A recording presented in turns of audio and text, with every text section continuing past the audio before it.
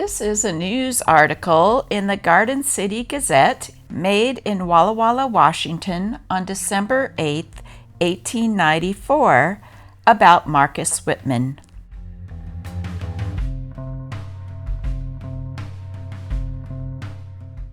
Honoring a hero. Yesterday, Whitman College, Washington, observed with appropriate ceremonies the 47th anniversary of the death of Dr. Marcus Whitman and his noble wife. It was an act in which the patriotic Christian people all over the land might well take an interest. First, Dr. and Mrs. Whitman were devoted missionaries who gave their lives to the service. Their career as missionaries was such as to call out the unqualified admiration of all Christian people.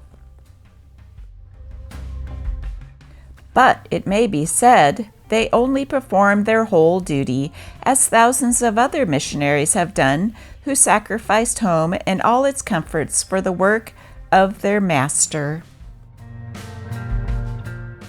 But there is another reason why Dr. Whitman should be remembered, and that was his patriotism. When he left home to teach savages the road to better lives and to heaven, he did not leave behind the love of the flag. He carried his religion in one hand and his patriotism in the other. Time came with the peculiar conditions under which the territory was held when American supremacy in Oregon was endangered. That time found a hero in Dr. Marcus Whitman, equal to the emergency. The long ride from Oregon to Washington, D.C. in the dead of winter in 1842 and 1843, in perils, in heroism, and in results has never been excelled in any history. The finest romance never recited a grander story. Historians may cavil and slur and doubt and conceal, but the facts are as clear as the noonday sun that Dr. Whitman performed a service whose value to the nation has never yet been appreciated and for which it never can pay. To him, more than to any other one man, is the nation indebted for bringing of Oregon, Washington, and Idaho into the Union. It was the heroic work of Whitman, so timely done and so nobly done, that turned the scale and settled the boundary question before the Mexican War or before the discovery of gold.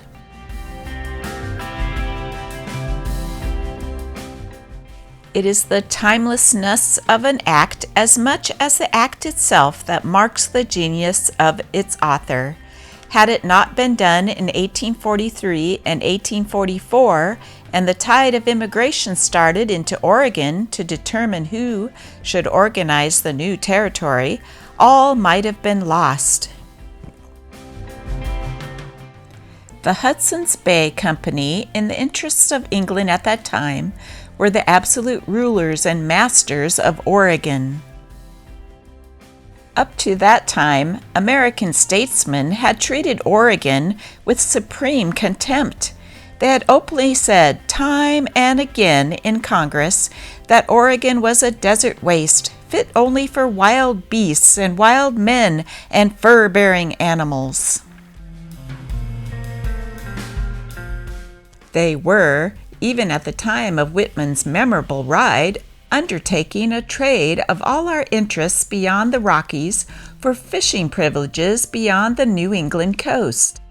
Historians may continue to sneer at Whitman and say he had nothing to do with it, but the fact remains that public opinion began to change and the value of Oregon to be recognized from that very year.